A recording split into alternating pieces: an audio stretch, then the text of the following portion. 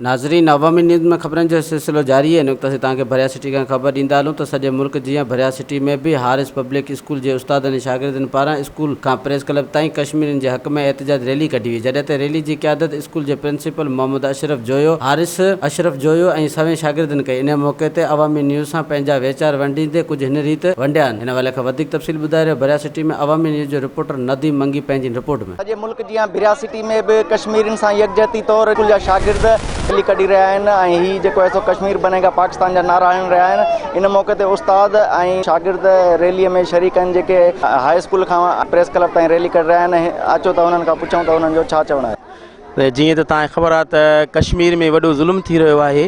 अॼुकल्ह तव्हां पैगाम ॾियणु चाहियूं था मोदी खे ऐं उन जी सरकार खे त कश्मीर में ज़ुल्म बंदि कयो वञे। जेके पैलेट गन्स इस्तेमालु कयूं थी वञनि ऐं माण्हुनि जूं अखियूं कढियूं थी वञनि पियूं हुते, ऐं ज़ुल्म ऐं ज़्यादतियूं कयूं थी वञनि, ख़ासि करे औरतुनि सां जम्मू ऐं कश्मीर में उहे बंदि कयूं वञनि। ही इंसानी हक़ूक़नि जी वॾी पामाली आहे। तव्हांखे ख़बर आहे त हे जेको मोदी आयो आहे इन जो हिकिड़ो प्लेन आहे, सो त भारतीय जनता पार्टी ऐं RSS ऐं जेके बि क़ौमप्रस्त हिंदू जेके एक्सट्रीमिस्ट आहिनि उन्हनि सभिनीनि पार्टियुनि जो ही मजमू आहे ऐं ही आर्मी सां मिली करे ही नुक़सानु पहुचाइणु चाहिनि था।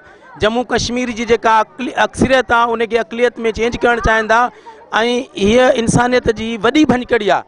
अॼुकल्ह जे दौर में जिथे इंसानी हुकूकनि जे लाइ तंज़ीमूं कमु कयूं कनि ऐं पूरी दुनिया में इंसानी हुकूक जेको आहे उन्हनि जे तहफ़ुज़ जे लाइ जेको आहे सो काफ़ी NGOs कमु पियूं कनि, काफ़ी गवर्नमेंट्स कमु कयूं पियूं, उन दौर में इंडिया में मोदी सरकार जेको आहे कश्मीरी जेके मुस्लमान आहिनि उन्हनि जा हक़ गज़ब पियो करे ऐं उन्हनि सां ज़्यादती पियो करे। ऐं जेके यूरोप जा मुल्क ऐं अमेरिका जेको आहे उनखे हीअं रखियूं पटणु घुरिजनि त इंसान सां ज़्यादती पई थिए, इंसान मज़लूम मारिया पिया वञनि।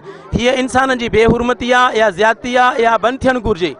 कश्मीरियुनि ते ज़ुल्म आहे, रुगो मुसलमाननि ते ज़ुल्म न आहे, हीअ पूरी इंसानियत ते ज़ुल्म आहे ऐं सॼी इंसानियत रुगो इन्हनि मुसलमाननि ते हक़ न आहे त असां मुसलमान रुगो उन्हनि जो तहफ़ुज़ खोलियूं। सॼी दुनिया खे उन्हनि खे तहफ़ुज़ ॾियणु खपे त हिन दौर में कंहिं बि मुसलमान कंहिं बि इंसान खे केरु बेवजह तकलीफ़ नथो पहुचाए सघे।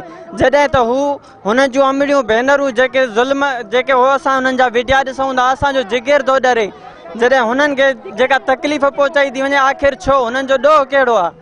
कश्मीर बनेगा पाकिस्तान, असां कश्मीर सां गॾु आहियूं। कश्मीर ठहंदो पाकिस्तान, असां कश्मीर सां गॾु आहियूं। मोदी ज़ुल्म पंहिंजो बंदि करे, मोदी मुर्दाबाद, पाकिस्तान जिंदाबाद।